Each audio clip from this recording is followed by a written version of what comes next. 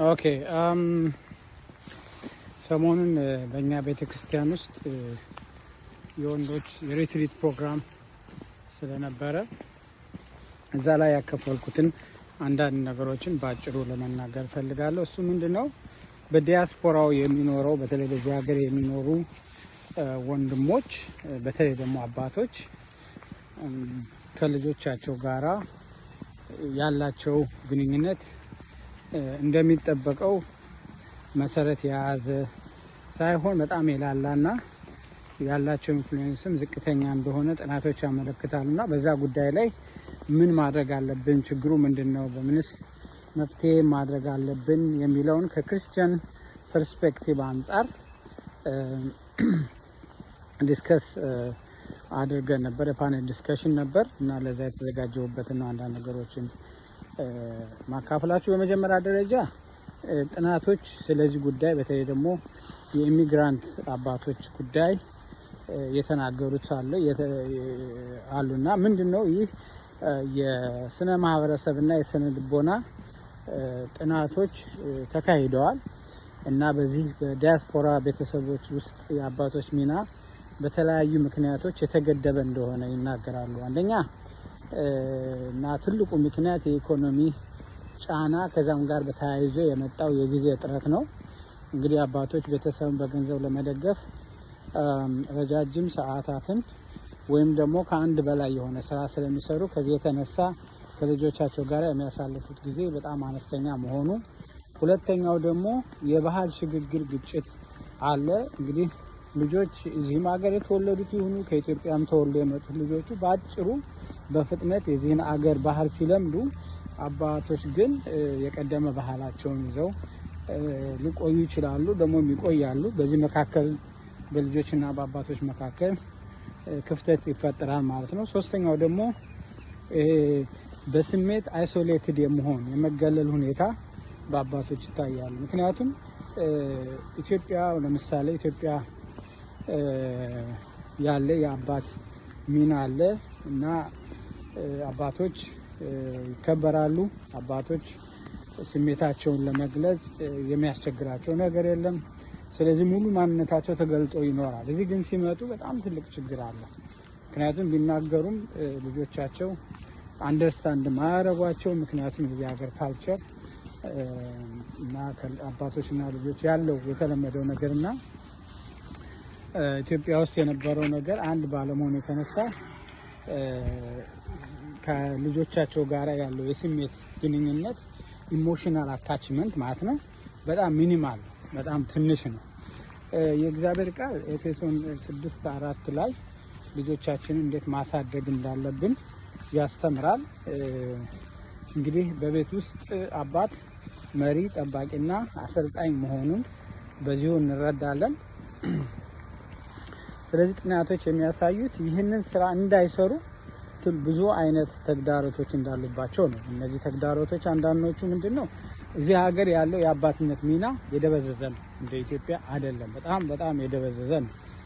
ምክንያቱም ኢትዮጵያ ውስጥ የቤት አስተዳዳሪ፣ ብቸኛ ውሳኔ ሰጪ፣ ብቸኛ የገቢ ምንጭ የነበሩ አባቶች ወደዚህ ሀገር ሲመጡ ግን እናትም ስራ ትይዛለች። የመንግስትም ህግ ከኢትዮጵያ ከነበረው ህግ የተለየ ይሆናል። በዚህ ምክንያት አባቶች ሚናቸው ቦታ ወይም ስፍራቸው እንደተነጠቀና እንደተደፈሩ ይሰማቸዋል። ይህ እንግዲህ አንዱ ትልቅ ተግዳሮት ነው። ሌላው ደግሞ የቋንቋና የባህል ግንኙነት መቋረጥ ነው። እንግዲህ ኢትዮጵያ ሲኖር ብዙ አይነት አሉ፣ በዓል አሉ፣ ምን አሉ፣ ብዙ ነገሮች ሲመጡ አባቶች ከፍተኛ ሚና አላቸው። እዚህ ግን የበይ ተመልካች አይነት ናቸው። ሁሉ ነገር የሚከናወነው ሜንሊ በሚስቶች ነው። የአባቶች ሙያ እንትን ግን ሚና በጣም የተወሰነ ነው እና ደግሞ ሀሳባቸውን ደግሞ የሚገልጹበት ቋንቋ ራሱን የቻለ ችግር አለው ማለት ነው። ልጆቻቸው ሌላ ቋንቋ ነው፣ እነሱ ደግሞ ሌላ ቋንቋ ነው። ሌላው ደግሞ ህይወት የሚያመጣው ስትረስ አለ ወይም ደግሞ ትራውማ አለ። በስደት መኖርና በሀገር መኖር አንድ አይደለም እና በቤት ውስጥ ያለውን ነገር በደንብ ማስተዳደር የሚችሉት በውጭ ተቀባይነት ሲኖራቸው፣ ጥሩ ስራ ሲሰሩ፣ ብዙ የሚያጨናንቅ ነገር ሲኖርባቸው በቤት ውስጥ ያላቸውን ስራ ለመስራት ይቸገራሉ ማለት ነው። ለምሳሌ አሁን ቋንቋን ብንወስድ እንደዚህ አባቶች ውጭ ሄደው ከሰው ጋራ በደንብ መግባባት የማይችሉበት ሁኔታ አለ። እንግዲህ ከቋንቋ የተነሳ ማለት ነው። ቋንቋ የሚችሉ ሰዎች እንኳን በአክሰንት ምክንያት ከፍተኛ ችግር ውስጥ ይገባሉ። ስለዚህ ስሜታቸውን ለመግለጽ ሀሳባቸውን በደንብ በመግለጽ በዚያ የሚገኘውን ነገር ሁሉ ለማግኘት የማይችሉበት ሁኔታ ነው ያለው። በዚህ ምክንያት ሙሉ ትኩረታቸውን በልጆቻቸው ጋር እንዳያደርጉ የሚፈጠር ጫና አለባቸው ማለት ነው። እና ሌላው እንግዲህ እነዚህ ችግሮች ቢኖሩም መፍትሄዎች ግን አሉ። አንደኛው ምንድነው? ለምሳሌ እኛ ቤተክርስቲያን እንደምናደርገው የወንዶች ህብረት አለ። በዛ ውስጥ ወንዶችን በህብረት በማምጣት የመፍትሄ ሀሳቦችን በመነጋገር አንዱ አንዱን በመርዳት እርስ በርስ በመተናነጽና እየተዋወዩ ልምዳቸውን የሚለዋወጡባቸውን ማድረግ እንደገናም ደግሞ በጸሎትም የሚደጋገፉበት ሁኔታ መፍጠር ይቻላል። ሌላው ደግሞ ቤተክርስቲያንም ሊሆን ይችላል ወይም ሌሎች ሲቪክ አሶሲዬሽንስ ሊሆን ይችላል። የባህልና የእምነት ማስታረቂያ ድልድይ መፍጠር ያስፈልጋል። እንግዲህ ባህላችንን ጠብቀን እምነታችንን ጠብቀን የኖር ነገር ግን ከኛ የሚጠበቀውን ለልጆቻችን ማድረግ የምንችልበት ሁኔታ እንዴት ለሚለው ደግሞ ተግባራዊ የሆነ መፍትሄ ለማምጣት በፕሮፌሽናልስም ቢሆን በተለያየ መንገድ ያን ነገር ለማስታረቅ መሞከር መቻል አለብን። ምክንያቱም ይሄ የትም የማይሄድ ችግር ነው መፍትሄ ካልተገኘለት በስተቀር። ሌላው ደግሞ ኢንቴንሽናል የዲቮሽን ታይም ወይም ደግሞ ዲሳፕልሺፕ መፍጠር ነው። እሱ ምንድነው? አባት በቤት ውስጥ በየዕለቱ ከሚስቱና ከልጆቹ ጋር አብረው የመጽሐፍ ቅዱስ ጥናት ማድረግ፣ አብረው መጸለይ ማሳየት መቻል አለባቸው። እንደዛ ሲያደርጉ ልጆቻቸው የአባታቸውን ለነሱ ምን ያህል እንደሚያስብ፣ እንደሚጸልይ፣ እንደሚማልድ ሲያዩ ለልጆቻቸው ለአባቶቻቸው ያላቸው ነገር እየተቀየረ ይመጣል። እና ደግሞ አብሮ ምግብ በተለይ ራትን አብሮ ሁሌ ለመብላት መወሰን፣ በማዕድ ዙሪያ ደግሞ ስልክንና ሌሎች ነገሮችን አስወግዶ አብረው በአንዳንድ ጉዳዮች ላይ ዲስከስ ማድረግ፣ ልጆቹ ሲያወሩ ደግሞ ልጆችን እስከ መጨረሻው እስኪጨርሱ ድረስ መስማት። አንዳንዴ ልጆች ላያወሩ ይችላሉ፣ ነገር ግን ማውራት ሲጀምሩ በኢገር ሆነው በመስማት ልጆችን ሳናቋርጥ እንዲሰሙ ማድረግ። ልጆቹ በቃ ወላጆቻችን እኛን ያከብሩናል፣ አፕሪሼት ያደርጋሉ፣ ይሰሙናል ስለሚሉ ለሌላው ነገር በር የሚከፍት ይሆናል ማለት ነው። በአባትና በልጅ መካከል ያለውን ግንኙነት ለማሻሻል ትልቅ ጥረት ያደርጋል። ሌላው እንግዲህ አባቶች ደግሞ ለልጆቻቸው ትልቅ አርአያ መሆን ይችላሉ። በጾም ጠንክሮ በመስራት፣ በጸሎት መጽሐፍ ቅዱስን በማንበብ፣ በተለያየ ነገር በሚያደርጓቸው ነገር ሁሉ ለልጆቻቸው አርአያ መሆን ይችላሉ። ብዙ ጊዜ ይሄ ሊዲንግ ባይ ኤግዛምፕል የምንለው ነው። ልጆቻችን እንዲሆኑ የምንፈልገውን ነገር እኛ ሆነን በማሳየት ብዙ ሳንናገር ተግባራችን ብዙ ነገር ሊያስተምራቸው ይችላል። ሌላው ደግሞ ምንድነው? ቅድም ሜንሽን ያደረኩት አክቲቭ ሊስነር መሆን፣ ንቁ አዳማጭ መሆን። ብዙ ጊዜ ለመናገር እንፈጥናለን፣ ግን መጽሐፍ ቅዱስ ሲናገር ለመስማት የፈጠናችሁ ለመናገር ግን የዘገያችሁ ሁኑ ይላል እና ልጆቻችን ትንሾች ናቸው ብለን ሳንንቅ ሲናገሩ በደንብ አድርገን ጊዜ ሰጥተን መስማት፣ እስኪጨርሱ መጠበቅ በጣም አስፈላጊ ነው። ደግሞም ስንሰማ ሌላ ነገር እያደረግን ሳይሆን ወይም ደግሞ ሀሳባችን ወደ ሌላ ነገር በትነን ሳይሆን ሙሉ በሙሉ አይናቸውን እያየን መስማት አለብን። መጨረሻ ላይ ደግሞ ልጆቻችንን አለማስቆጣት። መጽሐፍ ቅዱስ ላይ ቆላስይስ ምዕራፍ 3 ላይ ምን ይላል?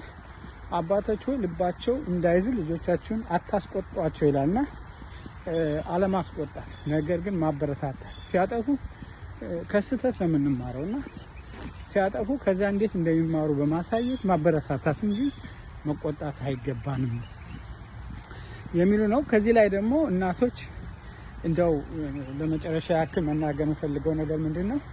እናቶች በዚህ ላይ ትልቅ ሚና አላቸው። እናት መጽሐፍ ቅዱስ እንደሚል ለባሏ የሚገባውን ክብርና ስፍራውን አክኖሌጅ ካላረገችለት ልጆቹ ያን ሊያደርጉ አይችሉም። ስለዚህ ትልቅ ምሳሌ መሆን ትችላለች እናት ማለት ነው። አንዳንድ ነገር ሲሆን እስኪ አባታችሁን እናማክር ማለት እንዲህ ብናረግ እንዲህ ይሆናል ብሎ ለዲስከሽን ትራንስፓረንት በሆነ ሁኔታ ነገሮችን ተስማምቶ አንድ ነገር ለማድረግ ኢኒሼቲቭ ስታሳይ ልጆችም ያን ነገር እያዩ ይሄዳሉ ማለት ነውና እንግዲህ በአጠቃላይ እንደው ለማጠቃለል ያክል በቤተክርስቲያን ውስጥ ያሉ ወንድሞች ወይም አባቶች እዚህ ሀገር ከሚኖሩ ልጆቻቸው ጋራ የበለጠ ጥሩ የሆነ ግንኙነት እንዲኖራቸው መንፈሳዊ ህይወታቸውን ብቻ ሳይሆን ሶሻል ህይወታቸውን ፊዚካል ግሮት የአካዳሚክ ላይፋቸውን ቢሆን ኢንፍሉዌንስ ለማድረግ ከመንፈሳዊ ነገር ቢጀምሩ ጥሩ ነው። ትህትናን ማሳየት አለባቸው። ልጆቼ ከኔም የተሻለ ነገር ሊያውቁ ይችላሉ ብለው አስበው መስማት ማዳመጥም አለባቸው እና ሁሉ ጊዜ ለልጆቻችን ጊዜ ስንሰጥ ልጆቻችንን ስናዳምጥ በዚያ ውስጥ የሚለወጥ ነገር ይኖራል። በግንኙነታችን ላይ የሚሻሻልና ነገሮች መልካም እየሆኑ ይሄዳሉ ብዬ አስባለሁ። እንግዲህ መቼም ለሁሉም ነገር የሚረዳ ኃይልን ብርታትን የሚሰጥ ጥበብን ማስተዋልን የሚሰጥ ልጆቻችንን እንዴት መምራት እንዳለብን የሚያስተምረን የእግዚአብሔር ቃል የእግዚአብሔር መንፈስ ነው። ስለዚህ ህይወታችን ለእግዚአብሔር ቃል ለመንፈሱ ፈቃድም ደግሞ ተገዢ ከሆነ ሌላ ብዙ ነገርም እግዚአብሔር ሊያሳየን ይችላል። እንበርታ። ጌታ አብዝቶ ይባርካችሁ። አሜን።